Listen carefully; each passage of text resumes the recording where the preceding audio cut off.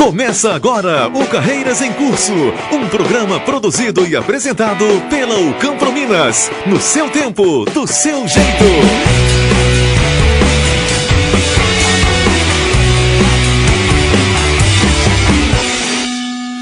Olá, ouvintes do Carreiras em Curso, aqui é o apresentador Leonardo Gomes. Estou gravando esta mensagem posterior ao programa para informar que, devido a alguns piques de energia ocorridos no dia 18 de janeiro, não temos o terceiro Carreiras em Curso na íntegra. Pedimos desculpa a você, ouvinte, mas nem tudo está perdido. Você vai acompanhar então o terceiro episódio do reality show Gente Nossa e, na sequência, a entrevista com o comediante Elídio Sana. Afinal, 18 de janeiro é o dia do riso. Quem acompanhou a entrevista vai poder relembrar e quem não ouviu vai poder curtir. É isso aí, grande abraço, Carreiras em Curso, sintonize o conhecimento.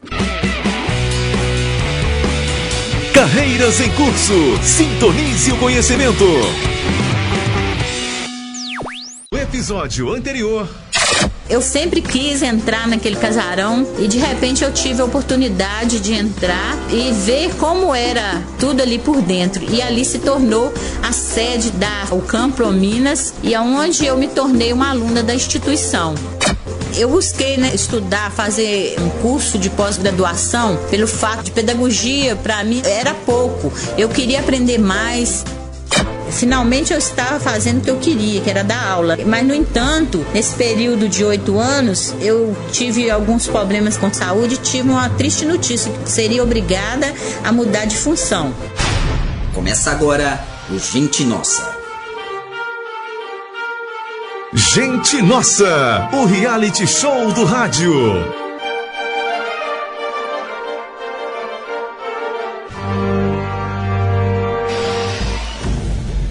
Após 8 anos como professora, tive uma notícia muito triste, que eu seria obrigada a mudar de função.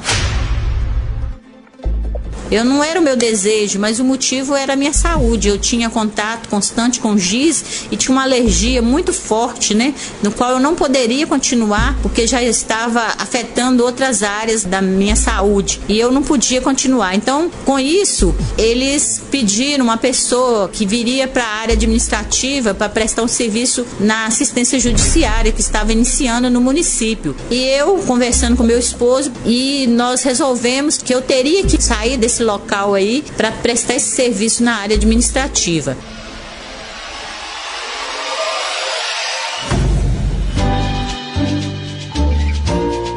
Ao longo da vida, muitas vezes é preciso se adaptar, aprender com o inesperado e transformar as adversidades em crescimento e conhecimento. Marileia teria agora novos desafios pela frente. Aprendi muita coisa, com a área que eu fui trabalhar, que é assistência judiciária municipal, no qual eu fiquei de 9 para 10 anos. Lá até os colegas falavam, a senhora teria que fazer direito, mas eu sempre falava, não, minha área é educação, eu gosto de mexer com a educação. E com isso, depois da assistência judiciária, fui para o PROCON, fiquei 2 anos, aprendendo ali também, aprendi muita coisa. Depois também fui cedida ao IMA, fiquei ali por 2 anos, aprendi muita coisa também nesse instituto. Mas depois de ter trabalhado nessas áreas administrativas, eu senti o desejo, porque eu fui candidata 2 mandatos, e tinha desejo até de ser uma vereadora e prestar serviços de qualidade, para as pessoas, porque a gente sabe a carência que o povo tem na área social. E com isso, eu pedi, o procurador da prefeitura, eu quero prestar serviço na área social. E fui para o SEMAS, Secretaria Municipal de Assistência Social. Pelo desejo que eu sempre tive de estar investindo na minha vida profissional, também de educação, eu, quando comecei a fazer pós-graduação, fiquei ciente, através da gerente da minha cooperativa, que nós teríamos direito a sorteio de bolsas sociais. E eu me candidatei e ganhei 4 vezes, no qual deu para que eu fizesse as 2 pós-graduações, me ajudasse a fazer as 2 pós-graduações. Meu nome é Alexandre Ribeiro de Souza, eu sou servidor público há 26 anos, desde 1989. Conheço a Marileia há muitos anos e a gente estava conversando sobre pós-graduação, né, na nossa área. Ela é pedagoga também e ela me indicou ao Camprominas. E ao Camprominas ela é conveniada à Universidade Cândido Mendes do Rio, que é uma instituição super renomada, que já conheço. Meu irmão já estudou lá na Cândido Mendes, né? E super bom, aprendi muita coisa. As apostilas são bastante acessíveis, dá pra gente aprender bastante e o material também é excelente.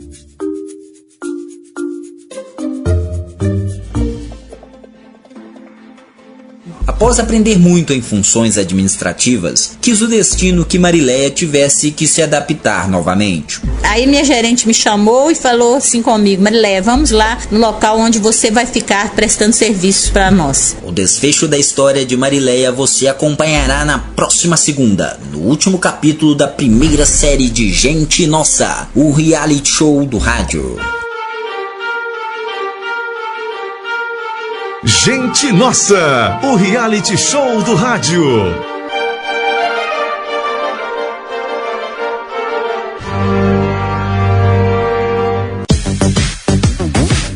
Oi, gente! Eu sou Edivane Ribeiro e também estou ligada no Carreiras em Curso, este novo programa que traz dicas super legais. Se liga também, eu já não perco por nada.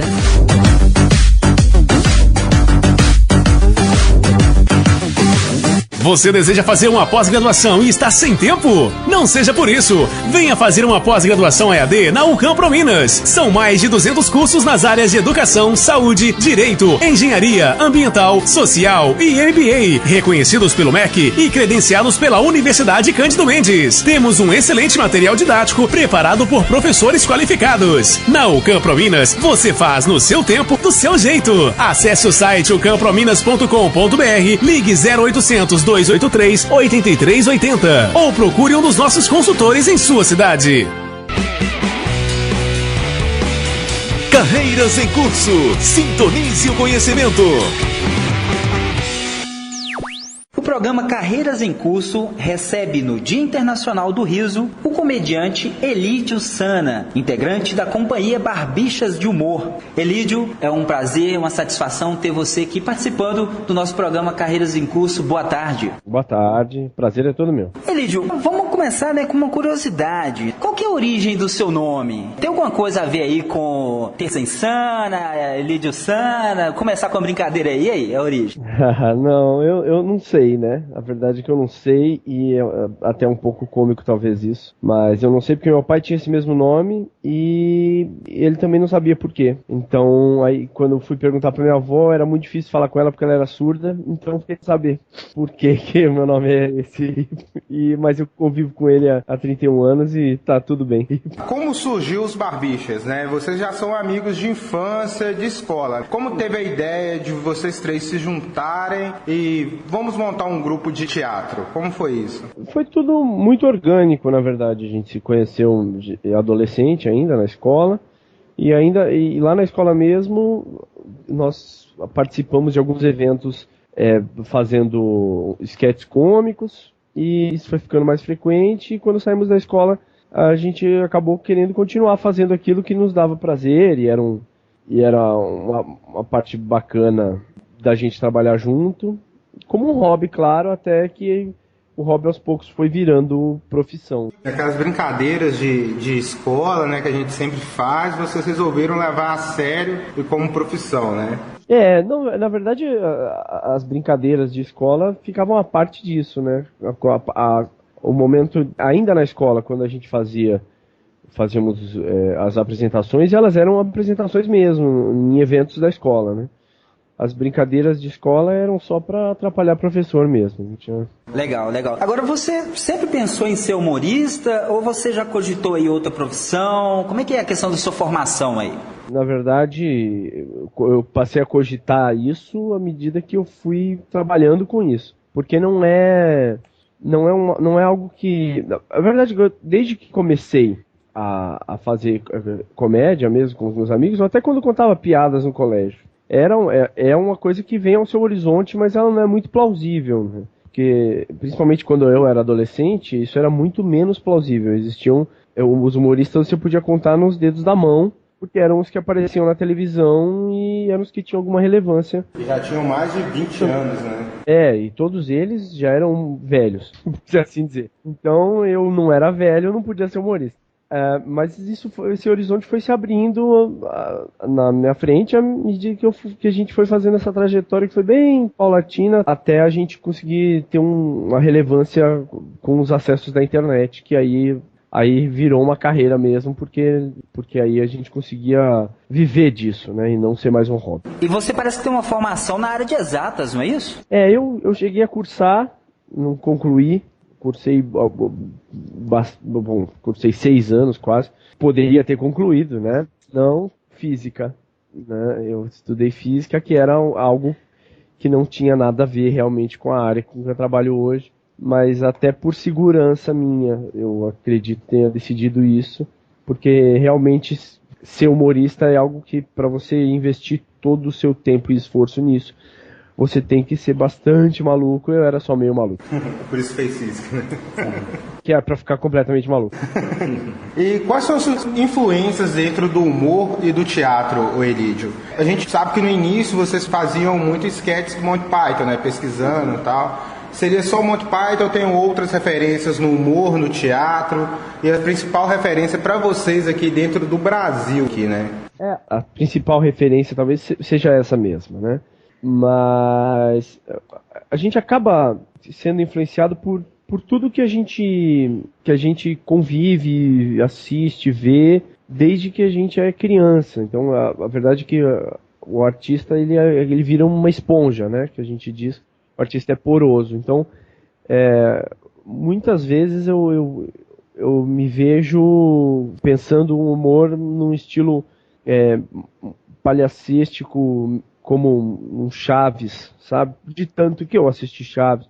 E hoje em dia também penso em um humor de constrangimento, porque hoje eu assisto essa nova linha de comédia que é feita nos Estados Unidos e na Inglaterra, como The Office e afins. Então a gente vai misturando de tudo, mas eu acho que a raiz de onde realmente começou o meu humor, pelo menos, foi uma mistura de poder assistir os sketches do Monty Python, que inclusive quando eu era jovem eu só teve acesso a isso porque o pai do Daniel, dos Barbichas, tinha esse acervo, porque ele era fã, junto com todos os desenhos que eu assistia, os Chaves da vida, as piadas que eu lia muito. Então, e eu acho até que o fato de eu gostar de exatas, porque a comédia ela é bastante exata. Então, quando você começa na sua cabeça achar essas intersecções, mesmo que inconscientemente, isso vai te deixando a par do que é a comicidade, e aí você começa a vivenciar um pouco esse mundo da comédia. Ok. Agora vocês ficaram, né, conhecidos aí nacionalmente devido, um pouco, né, graças aí aos vídeos publicados no YouTube. Uhum. Principalmente o do espetáculo Improvável, que trabalha aí com vários jogos de improviso também. Agora, como essa técnica surgiu na vida do Elídio e dos Barbichas? A técnica do improviso. Isso surgiu na nossa vida por acaso e por demanda também, né? Que eu acho que é um dos grandes motores de muita coisa, que é a demanda, né? Porque a gente semestralmente estreava um espetáculo beneficente no teatro na Zona Norte, Teatro de São Paulo, e num determinado momento a gente precisava estrear um espetáculo novo, que era um acordo velado, isso nem era uma cobrança real do diretor do teatro conosco, e a gente meio que não tinha certeza do que queria fazer, e o Anderson nós éramos fãs, mas o Anderson mais do programa Whose Line Is It Anyway, que era o contato de improvisação que a gente tinha no Brasil, que vinha passava na Sony, no cabo na época, e ele falou, por que a gente não faz um espetáculo desse? Eu achei loucura, achei mesmo. O Daniel comentou que tinha estado com o Fernando Caruso uma época e ele tinha um espetáculo desse, que estava fazendo exatamente isso no Cenas Improvisadas no Rio. Aí, ou seja, deu uma balizada pra gente de que é possível, né? Validou a ideia. E aí a gente acabou fazendo, só que aí a gente foi atrás de alguém que desse aula de improviso pra gente, porque a gente descobriu que pessoas ensinavam isso, né?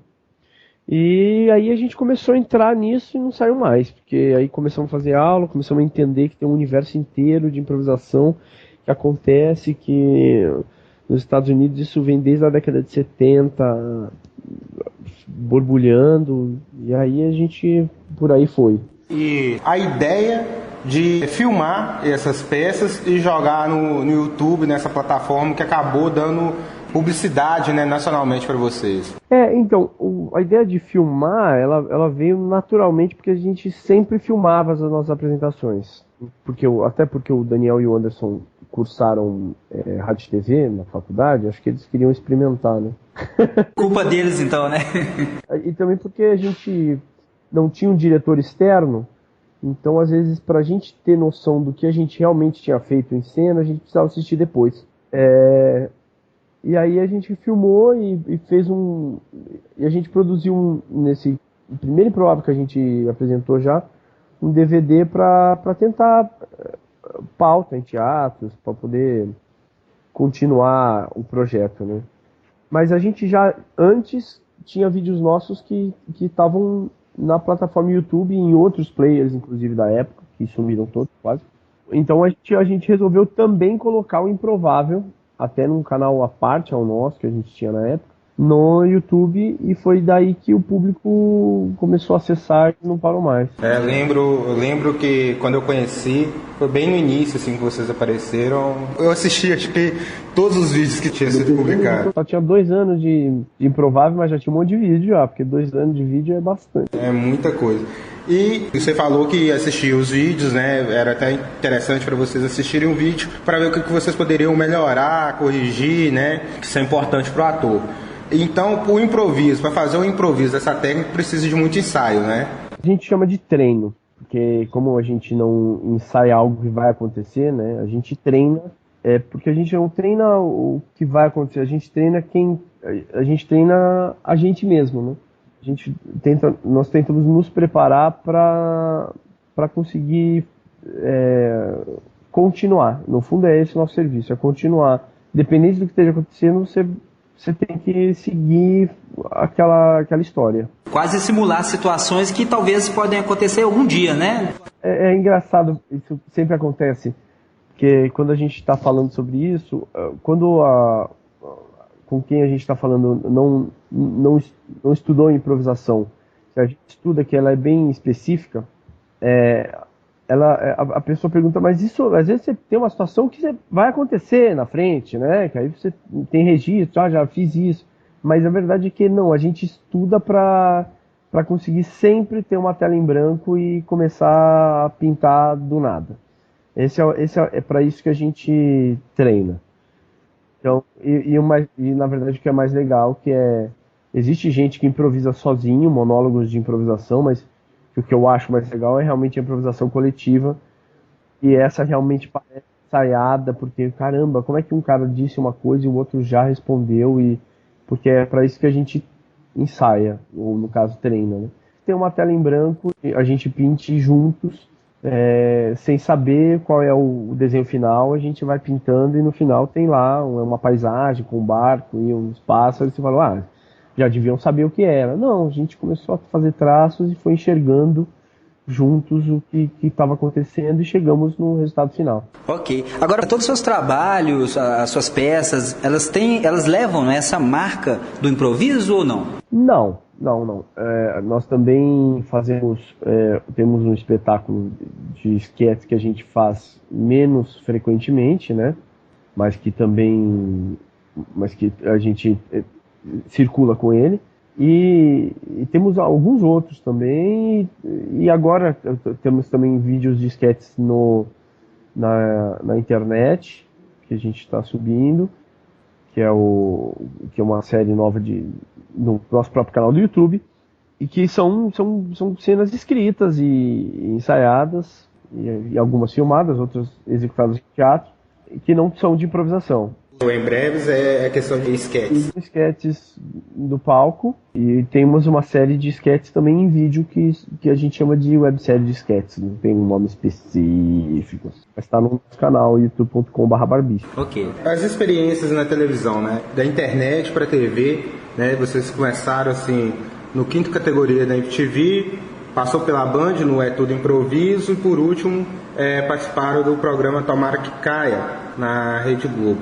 O que você pode tirar dessas passagens, essa experiência, saindo do teatro, internet, agora televisão? As passagens pela TV, todas foram muito ricas em experiência e também na conquista de um público que ainda não era o nosso. Existem prazeres e desprazeres. Então, na TV existe só uma coisa que é complicada, que é a gente estar subordinado ao diretor do programa, que está subordinado ao diretor de programação, que está subordinado ao diretor-geral, que está subordinado ao dono da emissora, que está subordinado ao mercado. Então, sempre são muitos empecilhos ou dificuldades para a gente, às vezes, realizar o que a gente gostaria do jeito que a gente gostaria, né? Simplesmente a nossa vontade artística, que não acontece na internet. Então, na internet existe esse prazer que é a gente poder fazer e entregar o nosso produto do jeito que a gente gosta.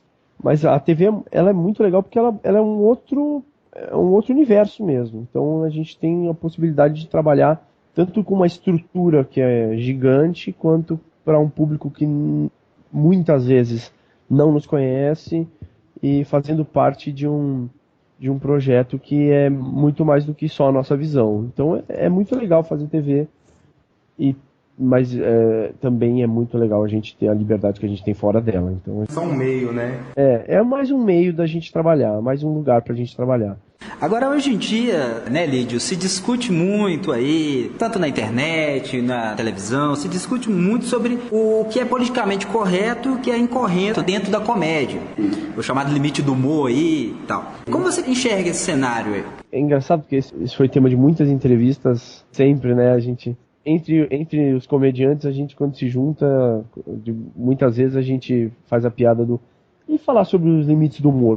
Porque a verdade é que mesmo entre os comediantes, existe divergências a respeito disso, né? Tem muita gente que acha que a comédia não pode ter limites e que enfim, não pode haver bloqueio para essa expressão, mas eu acho que o limite do humor está quando você ofende alguém.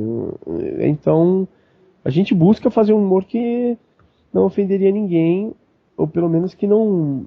Uma frase que eu ouço, que para mim faz sentido, que é: eu não posso fazer comédia com o oprimido, mas com o opressor, tudo bem. Então, se na nossa sociedade existe nitidamente uma classe que é oprimida, eu não posso fazer uma comédia com isso, porque eu estou ajudando a oprimir, não é? Aí você entrou num ponto que até que eu queria tocar. Você enxerga a comédia como uma ferramenta política? Pois é uma análise que eu faço ultimamente de muitos comediantes, principalmente alguns que se encontram na mídia, né? Eu sinto que eles são um pouco conservadores, né? Você falou, faz aquela piadinha com o oprimido. Você enxerga isso, a comédia, uma ferramenta política nesse sentido? Claro, claro. E muitas vezes ele é usado, inclusive, por políticos, dependendo do tipo que ele for. Se ele for um cara mais irônico, ele é capaz de, inclusive, ganhar muitos embates, ou que seria um debate político, por conseguir ganhar na ironia ou na comédia em cima de um outro candidato.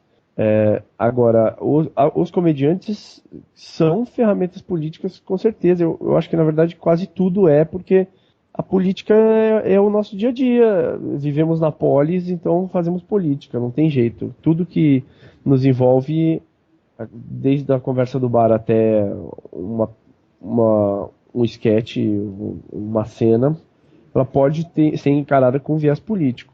E daí, para a gente entrar em discussões existem muitos comediantes conservadores ou não, isso aí vai muito longe, né? Então, Mas a verdade é que a gente tenta, quando dá, também tocar num assunto de política ou de sociedade, mas sem ofender a ninguém, né? Porque hoje em dia falar de política tá meio difícil também, porque o povo anda muito à flor da pele, né? O que até prejudica a discussão da política em si, porque as pessoas viraram torcedores e deixaram de ser pessoas que podem discutir a respeito de uma ideia, né? Curiosidade, você já passou por alguma saia justa durante alguma apresentação? Que você falou, pô, tô fazendo essa cena aqui, mas não devia ter feito. Já passou assim alguma coisa do tipo ou não? Sempre foi tranquilo?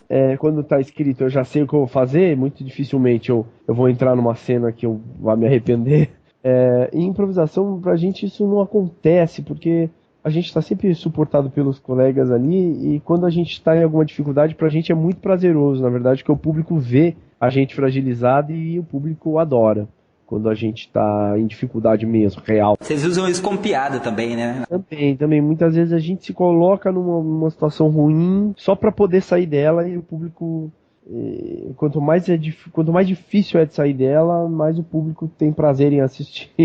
O improviso tem um lado sádico. Como você enxerga, como humorista, ter que levar a vida com bom humor, né? Como você vê isso?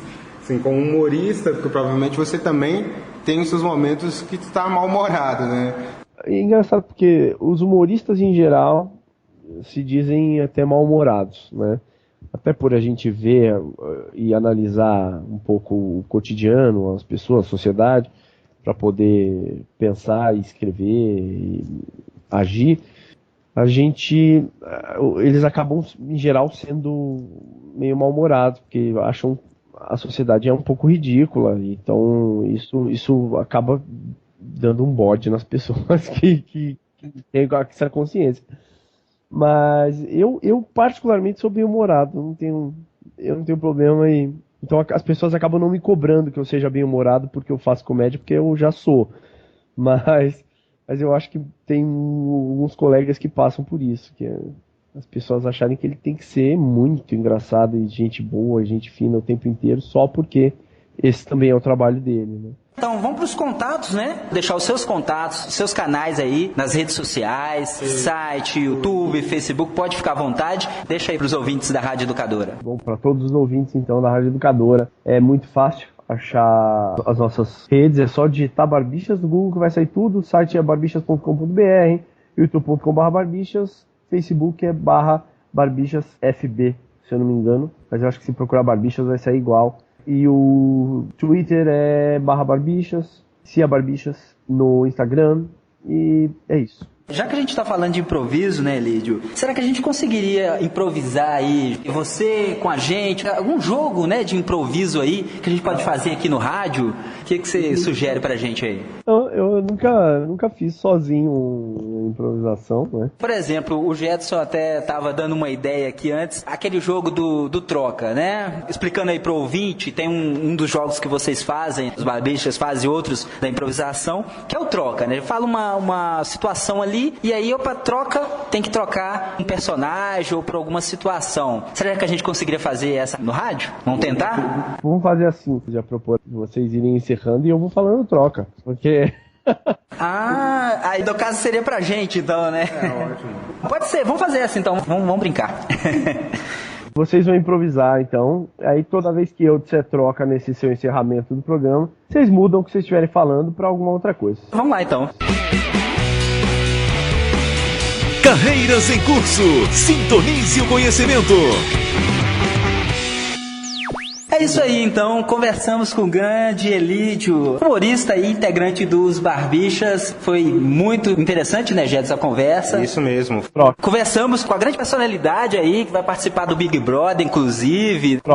Ele vai participar da prova da banheira. Ele não vai participar, entendeu? Ele desistiu, vai ficar só no quarto branco mesmo. Pois é, eu acho que ele não vai pro Big Brother, porque eu acho que o negócio dele é atuar mesmo como os Barbichas.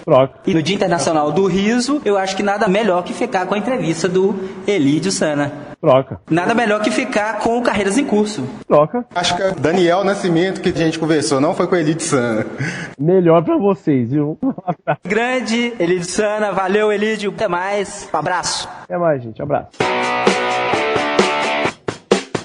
Você ouviu Carreiras em Curso. Sintonize o conhecimento.